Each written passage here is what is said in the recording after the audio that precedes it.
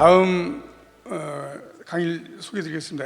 NSAID 유발 유장관 손상의 대응 전략에 대해서 BSB 나무병원 내과과장으로 근무하시는 오태훈 선생님께서 강의하시겠습니다. 오태훈 선생님은 경북대학교 의대학을 졸업하시고 울산대학교 의과대학 석사하시고 서울하산병원에서 내과 레지던트 하시고 서울하산병원 소화기내과 임상 강사하시고 인제대학 상교육원의 소화기내과 교수를 하셨습니다. 오태훈 선생님 강의 부탁드립니다. 네, 소개 말씀 감사드립니다. 오늘 제가 말씀드릴 내용은 아마 여기 척추 관절 쪽에 아마 외과 쪽 계신 선생님들 많이 계실 것 같은데요. 저희 아마 연령이 고령화되면서 아마 근골격 질환이 굉장히 많이 증가되고 있습니다. 그래서 가장 많이 쓰는 약 중에 하나고요. 또 특히 연령이 증가하신 분들이 당뇨, 고혈압 같은 만성 질환이 증가하면서 이런 심혈관 합병증을 예방할 목적으로 아스피린 같은 걸 많이 쓰지 않습니까? 그래서 이런 고령의 환자들이 이런 근골격 질환 때문에 NSAID를 많이 쓰고 있는데, 또 NSAID 먹는 분들이 또 다른 문제 때문에 또 NSAID를 먹게 되는 경우들이 많고, 거기에 따른 NSAID의 부작용 합병증이 증가되고 있기 때문에 그 부작용에 대해서 이번 시간 알아보고 여러분들 진료하시는 도움이 되고자 합니다. NSAID의 GI 트랙의 부작용이 제일 흔하게 하는 걸로 되어 있습니다. 그런데 이제 저희가 전통적으로 알기로는 어퍼 GI 트랙에 주로 인발부 되는 걸로 되어 있지만, 실제로 최근에 캡슐 내시경이 개발되고 소장에 대한 여러 가지 스타디들이 많이 되면서 이 소장에도 중요한 역할을 한다는 걸로 알려져 있습니다. 그래서 오늘 제가 말씀드릴 내용을 어퍼 GI 트랙과 스몰 바울 트랙으로 나눠서 각각의 프레볼런스와 메커니즘, 이게 슬라이드가 자동으로 넘어가는데, 그리고 클리니컬 피처, 그리고 치료와 예방의 방법에 대해서 알아보고자 합니다. 먼저 어퍼 GI 트랙을 보시면은 가장 많은 부작용은 이제 디스펩시아 심텀입니다. 속쓰림, 소화불량 등을 호소하는 환자가 많게는 60%까지 보고되고 있고요. 이러한 속쓰림의 증상하고 내시경하고의 파인딩은 별로 코릴레이션이 잘 안 되는 걸로 되어 있어서 증상이 심해도 내시경을 해보면 얼서가 없는 사람도 있고, 또 증상은 전혀 없지만 심한 얼서를 가진 환자들이 있을 수 있다고 되어 있습니다. NSAID를 복용하는 RA 환자, 류마토이드 아스라이티스 환자 6개월 동안 팔로우했을 때 한 20%까지는 이 소염제의 부작용 때문에 약을 중단할 수밖에 없는 상황들이 생긴다고 합니다. 이 얼서가 생기고 이 얼서 때문에 블리딩할 리스크가 한 3.8배 정도 높은 걸로 되어 있고, 미국에서는 매년 한 7만 명 정도의 환자들이 이런 NSAID 부작용으로 입원하고 그 중에 한 10% 정도가 사망한다고 되어 있습니다. 그럼 어퍼 GI 그럼 내시경상에서 그 양이 얼마나 흔하게 발생하느냐, 여기 보시면 OA 환자가 한 이부프로펜 2,400ml 정도를 롱텀하게 사용했을 때 한 6개월 정도 지나면은 거의 한 50%의 환자들에서 이 내시경에서 얼서 사이즈를 3mm 이상으로 교양을 정의했을 때 한 50% 정도의 환자들이 발생한다고 되어 있습니다. 어퍼 GI 컴플리케이션은 경우 이 얼서에 의한 합병증인데, 합병증은 경우 이 블리딩이 제일 문제가 됩니다. 그래서 이 액티브하게 피가 많이 날 때는 멜레나 헤마테메시스가 생길 수 있지만, 또 오컬트하게 나는 경우에는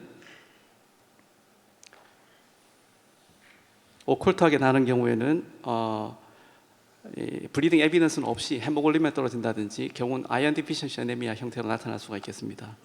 그 다음에 이 디오디눔처럼 이게 루멘이 좁은 공간에 광범위한 얼서가 생기고 힐링되는 과정에서는 스트릭처가 발생하기 때문에 가스트릭 아울기 옵스트럭션 증상이 생길 수가 있고요.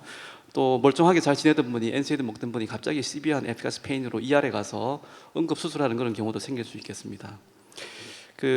이런 얼서 컴플리케이션 때문에 사망하거나 수술하거나 이런 이 정도의 아주 심한 그런 컴플리케이션 생긴 사람들을 롱텀하게 팔로우한 스타디들이 있습니다. 이 스타디를 보시면은 한 58%, 81% 정도에서 전조 증상이 없이 발생하는 경우들이 있습니다. 그래서 이 전조 증상이 왜 없는지에 대한 명확한 메커니즘 알려진만 없지만 NSAID 자체가 진통 효과가 있기 때문에 이런 심한 얼서가 생기더라도 전조 증상이 잘 없는 경우들이 있는 걸로 되어 있습니다. 어퍼 GI 컴플리케이션은 이 미소프로스털 연구나 로페콕시브 연구를 보시면 6개월, 12개월 계속 팔로우했을 때 이렇게 그래프가 지속적으로 증가되는 걸 볼 수 있습니다. 그래서 사용하는 동안에 계속 이런 인시던스가 증가되는 것을 볼 수가 있고, 이 메커니즘, 사이드 이펙트가 생기는 메커니즘은 여러분 잘 아시겠지만 콕스1이 이니비션 되면서 GI 프로텍트 팩터가 감소되고, 거기에 따라서 GI 미코자 얼서가 생기고, 뿐만 아니라 이제 레날 톡시시티도 생길 수 있고요. 그 다음에 요즘은 카디오베스큘라 톡시시티가 또 문제가 되고 있습니다.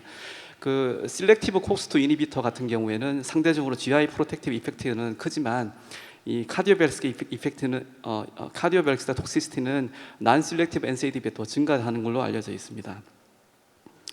액티브한 울서가 있을 때 치료를 어떻게 할 거냐? 액티브한 울서가 있을 때는 일단 NSAID를 중단할 수 있는지 없는지가 중요할 것 같습니다. 그래서 NSAID를 중단할 수 없다면은 PPI만 사용하셔야 되고요. NSAID를 중단할 수 있다면 H2 리셉터 블로커도 치료에 사용할 수 있겠습니다. 일단 액티브한 울서가 힐링되고 난 다음에 그다음에 예방 목적으로 어떻게 할 거냐? 예방을 할 때는 가장 중요한 것이 리스크 팩터가 있는지 없는지에 따라를 먼저 판단하셔야 되고, 이러한 리스크 팩터가 어느 정도 되는지 중증도를 판단하셔야 됩니다. 거기에 따라서 맞춰서 예방책을 하셔야 되겠습니다. 이 슬라이드는 꼭 기억해 주시면 좋겠는데, 여러분 환자 보실 때 NSAID 처방하실 때 이제 이 환자가 다음에 얼서 컴플리케이션이 생길 확률이 얼마나 되는지, 위험도가 얼마나 되는지 판단할 수 있는 리스크 팩터입니다. 한 가지 읽어보겠습니다. 일단 컴플리케이티드 얼서가 이전에 있었는지, 이 환자가 여러 개의 NSAID를 같이 사용하고 있는 건지, 주로 이제 임상에서 문제가 되는 게 아스피린과 동반 사용하는 경우였죠. 그 다음에 NSAID 용량을 많이 쓰고 있는지, 그 다음에 항응고제를 같이 쓰고 있는지, 이전에 컴플리케이션은 아니지만 얼서가 한번 생긴 적이 있었다든지, 나이가 고령 65세 이상, H5 인펙션이 있다든지, 스테로이드 같이 쓰고 있다든지, 이런 인자들이 위험 인자가 될 것이고, 이 중에서 특히 이전에 얼서 블리딩이나 컴플리케이션, 퍼포레이션이나 가스트릭 알리 옵스트럭션 이런 컴플리케이션이 생겼던 환자들이 가장 그 렐러티브 리스크가 높다고 할 수 있겠습니다. 같은 NSAID라도 용량에 비례합니다. 아스피린 같은 이렇게 용량이 비례할수록, 또 NSAID 종류에 따라서 롱 액팅, 하프라이프가 계속 지속적으로 유지되는 경우에 이런 합병증의 발생 위험도가 높다고 되어 있고, 연령은 남자, 여자 공이 연령이 증가할수록 컴플리케이션이 올라갑니다. 특히 65세 이상 정도 되면 더 급격하게 증가되는 것을 알 수가 있고요.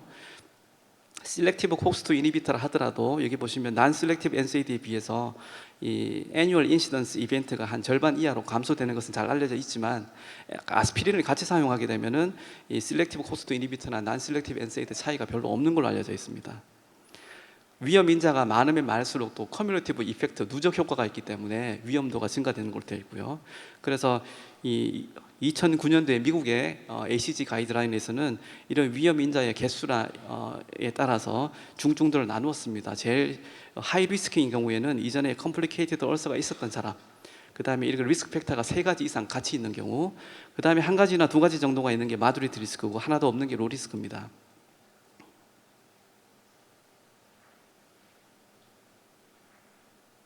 그래서 리스크 스트래티피케이션을 먼저 한 다음에 여기에 맞는 예방책을 선택을 하셔야 되는데, 현재까지 알려진 정립된 잘 알려진 이런 예방책은 난 셀렉티브보다는 셀렉티브 코스트 이니비터가 GI 세이프티가 높은 것으로 되어 있고, 그 외에 프로텍티브 에이전트로는 PPI하고 미소프로스톨이 인정을 받고 있습니다.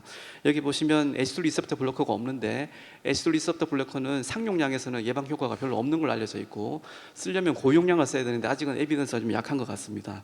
그 다음에 헬리코박터 파이로리 이라디케이션이 NSAID 유발 얼서의 궤양의 예방에 큰 도움이 되는 것으로 알려져 있습니다.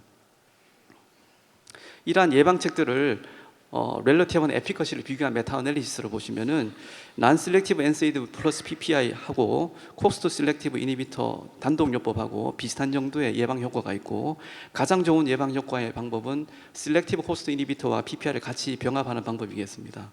그래서 앞에서 말씀드렸던 이 ACG 가이드라인에서 중증도와 이 예방 효과를 매치를 시켜 본다면은 이런 NSAID GI 토시시티 가장 높은 군에서는 예방 효과가 가장 좋은 셀렉티브 코스트 이니비터와 PPI 병합요법이고, 또 마더리트 리스크인 경우에는 중증도 예방 효과가 비슷하다고 알려져 있는 난 셀렉티브 NSAID PPI와 코스트 이니비터 단독요법.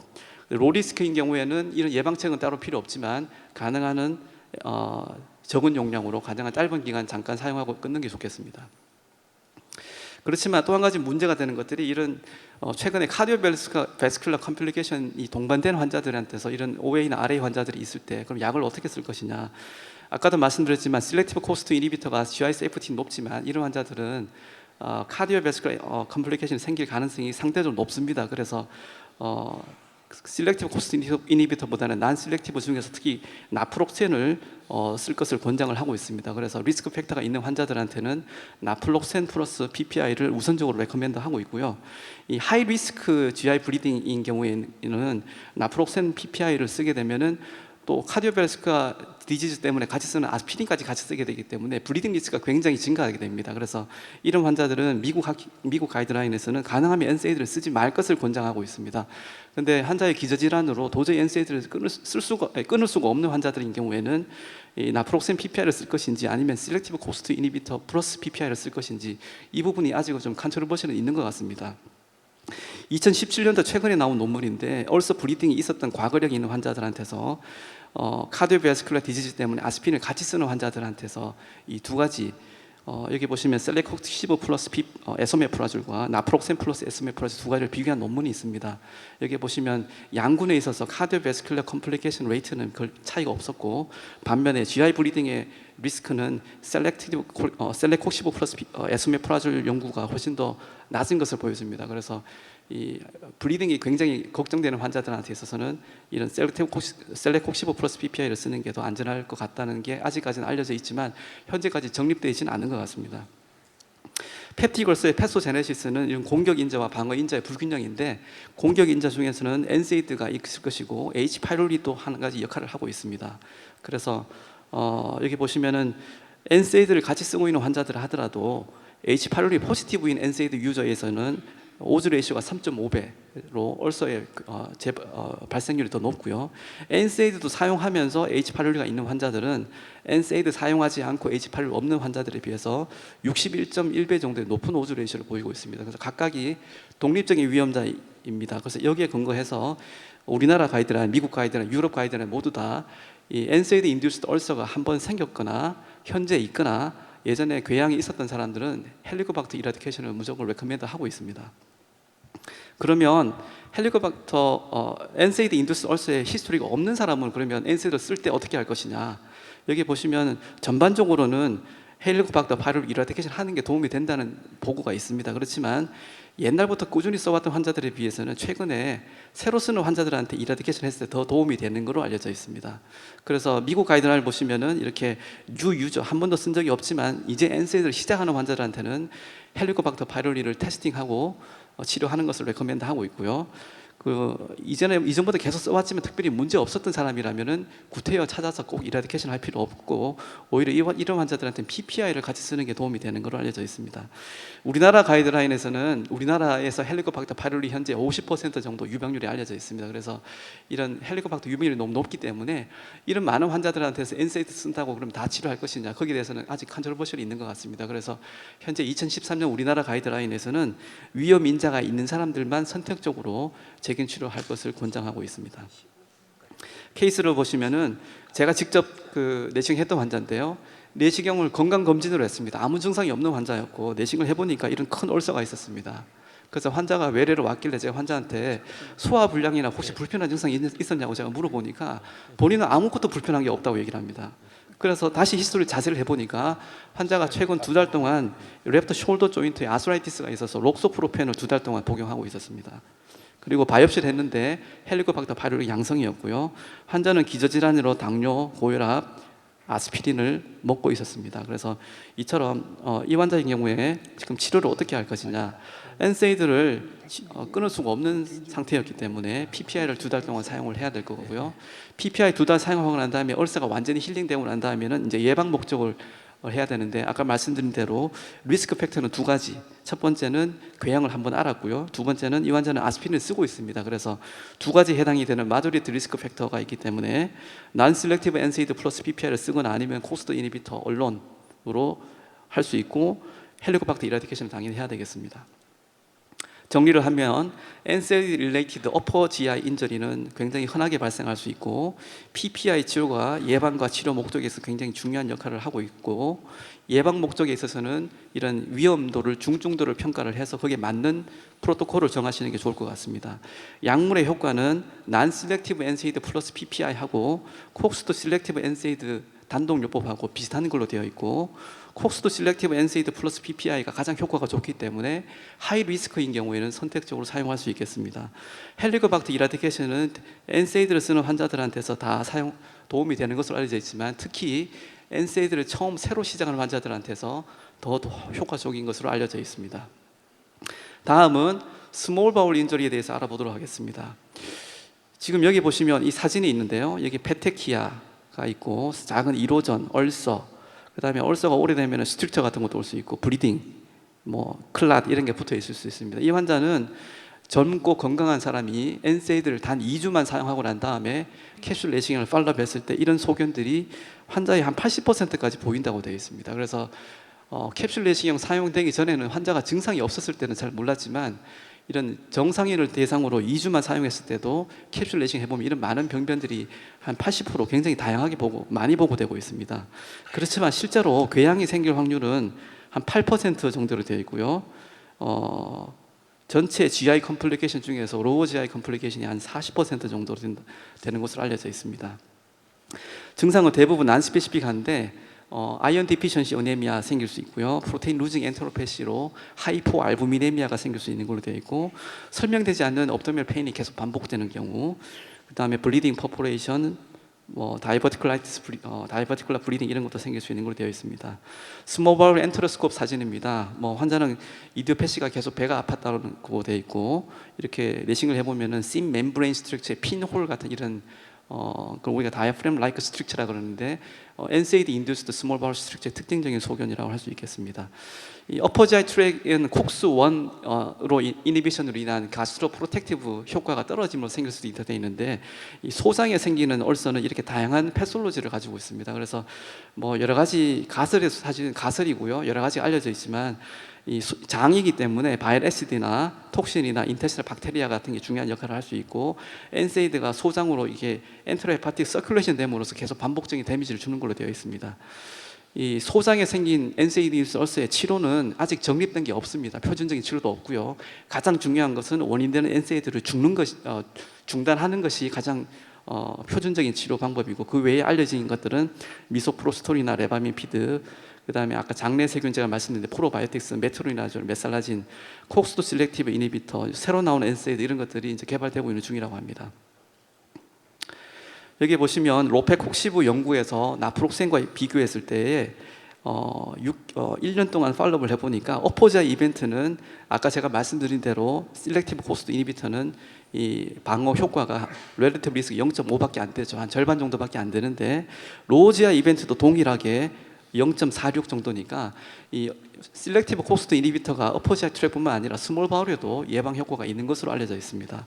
실제로 난 셀렉티브 엔세이드를 사용한 환자들을 이 셀렉콕십으로 변경하기 전후로 캡슐 내시경을 해보니까 이 소장에 보이는 여러 가지 병변들이 많이 감소한 것으로 알려져 있습니다.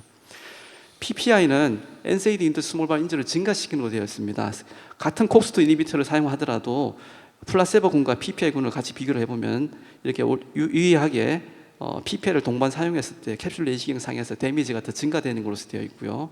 또 오퍼지아 리스크가 있기 때문에 아까 제가 말씀드린 대로 난 셀렉티브 엔세이드 플러스 PPI를 쓰는 환자들하고 콕스트 이니비터를 같이 쓰는 단독으로 쓰는 환자들을 비교를 해보니까 어퍼지아 트랙의 예방 효과는 비슷하지만 소장에서는 이렇게 유의하게 셀렉콕시브 단독균이 스몰 바울 인지가 적은 것으로 되어 있습니다.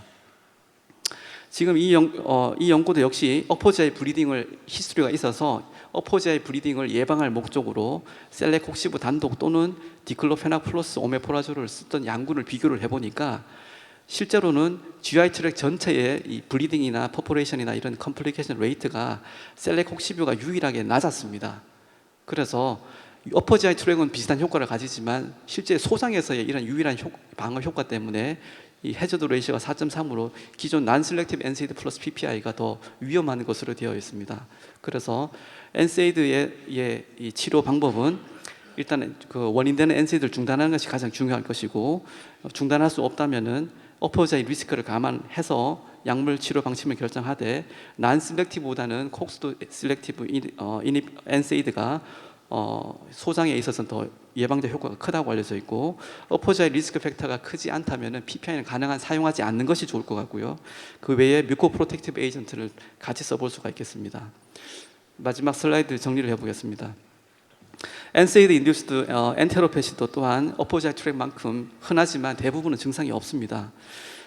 증상은 발생할 수 있는 임상 양상은 아이언 디피션시 어네미아나 프로테인 루징 엔테로페시로 의한 하이포알부미네미아, 그 다음에 아까 말씀드린 다이프람 라이크 스트릭처 같은 것 때문에 생길 수 있는 옵스트럭티브 일레우스나 이디오패식 업저널 페인 등이 생길 수가 있겠습니다. 그렇지만 이 NSAID 인듀스드 엔테로페시의 효과적인 표준 치료법은 아직은 개발되어 있지 않는 것 같고요. NSAID를 중단하는 것이 유일한 치료 방법입니다. 난 셀렉티브보다는 콕스도 셀렉티브 NSAID가 이런 소장의 측면에서는 더 효과적인 걸로 되어 있고, 어퍼지아이 트랙에서는 PPI가 굉장히 중요한 역할을 하고 있지만 PPI는 소장에서는 나쁜 역할을 하고 있기 때문에 반대로 뮤콜 프로텍티브 에이전트를 컴바인하는 게 더 도움이 된다고 알려져 있습니다. 그렇지만 이 어퍼지아이 트랙에 비해서는 스몰 바울 엔테로페시의 이 원인이라든지 메커니즘이나 예방법, 그리고 이 약물 복용하는 환자들한테 롱텀하게 어떤 문제가 생기고 그 환자들한테서 캡슐 레싱 했을 때 어떤 퍼센티지가 얼마나 되고 이런 부분에 대한 아주 프로스펙티브 스타디, 대규모 스타디가 없기 때문에 이런 부분 아직 좀 규명이 더 필요한 상황입니다. 이상입니다. 예, 훌륭한 강의 감사합니다.